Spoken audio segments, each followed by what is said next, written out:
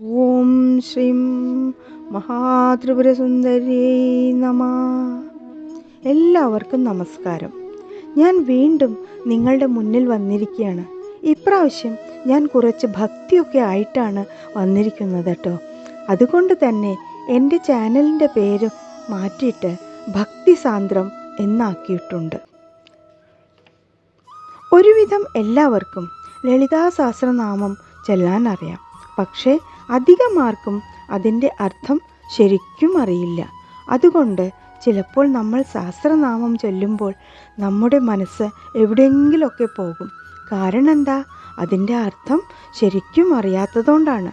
ഇതിൻ്റെ വ്യാഖ്യാനം എല്ലാവർക്കൊന്നും കഴിയില്ല. അതിന് തന്ത്രശാസ്ത്രത്തിലൊക്കെ ഒരുപാട് പാണ്ഡിത്യം വേണം.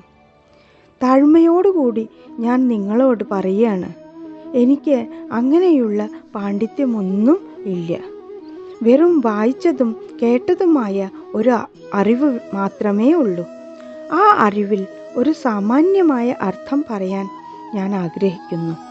ഇതിൻ്റെ അർത്ഥം മനസ്സിലാക്കി പാരായണം ചെയ്യുമ്പോൾ ദേവി അങ്ങനെ ഉള്ളിൽ നിറഞ്ഞു നിൽക്കുന്നതായി തോന്നും.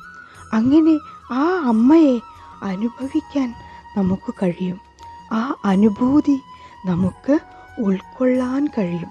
അപ്പോൾ നമ്മുടെ മനസ്സ് വേറെ എവിടെയും പോവാതെ അമ്മയിൽ തന്നെ അങ്ങനെ ലയിച്ച് ഉറച്ചു നിൽക്കും.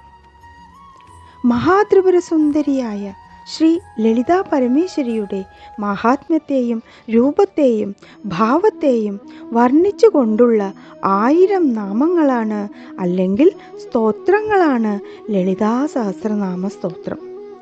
ബ്രഹ്മാണ്ഡ പുരാണത്തിൽ ലളിതോപാധ്യാനം എന്ന് പറയുന്ന ഭാഗത്താണ് ശ്രീ ലളിതാ സഹസ്രനാമം പ്രത്യക്ഷമാകുന്നത്.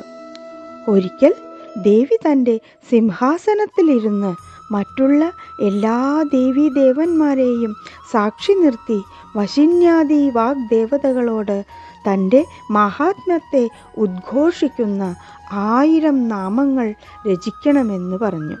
എന്നിട്ട് ദേവി സിംഹാസനത്തിലിരുന്നു കൊണ്ട് വശിന്യാദി വാഗ്ദേവതകളോട് തുടങ്ങിക്കോളാൻ പറഞ്ഞ് കൈകൊണ്ട് ആംഗ്യം കാണിച്ചു. അവർ അതീവ രഹസ്യമന്ത്രങ്ങൾ അടങ്ങിയ ലളിതാ സഹസ്രനാമ സ്തോത്രം രചിച്ചു.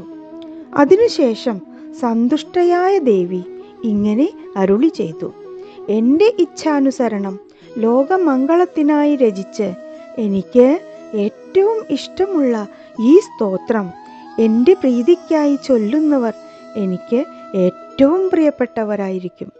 ഇത് നിത്യവും ചൊല്ലുന്നവരുടെ സർവാഭീഷ്ടങ്ങളും ഞാൻ സാധിച്ചു തരുന്നതാണ്. സാക്ഷാൽ ശ്രീ ലളിതാ പരമേശ്വരി തന്നെ അരുളി ചെയ്തു എന്നാണ് പറയപ്പെടുന്നത്.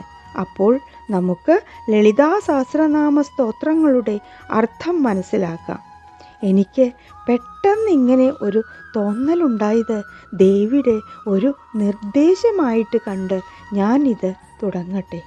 അതിന് എനിക്ക് നിങ്ങളുടെ എല്ലാവിധ സപ്പോർട്ടും വേണം. ലൈക്ക് ചെയ്യണം, സബ്സ്ക്രൈബ് ചെയ്യണം. അപ്പോൾ അടുത്ത വീഡിയോയിൽ ലളിതാ സഹസ്രനാമ സ്തോത്രം ചൊല്ലുന്നതിന് മുൻപ് ഒരു ധ്യാന ശ്ലോകം ഉണ്ട്. 4 ശ്ലോകങ്ങളാണ് ഉള്ളത്. അതിൻ്റെ അർത്ഥം പറയാം. അപ്പോൾ നമുക്ക് അടുത്ത വീഡിയോയിൽ വീണ്ടും കാണാം. എല്ലാവർക്കും നല്ലത് വരട്ടെ. ലോകാ സമസ്ത സുഖിനോ ഭവന്തു. ശ്രീ ശിവശക്തൈക്യ രൂപിണ്യേ നമഃ.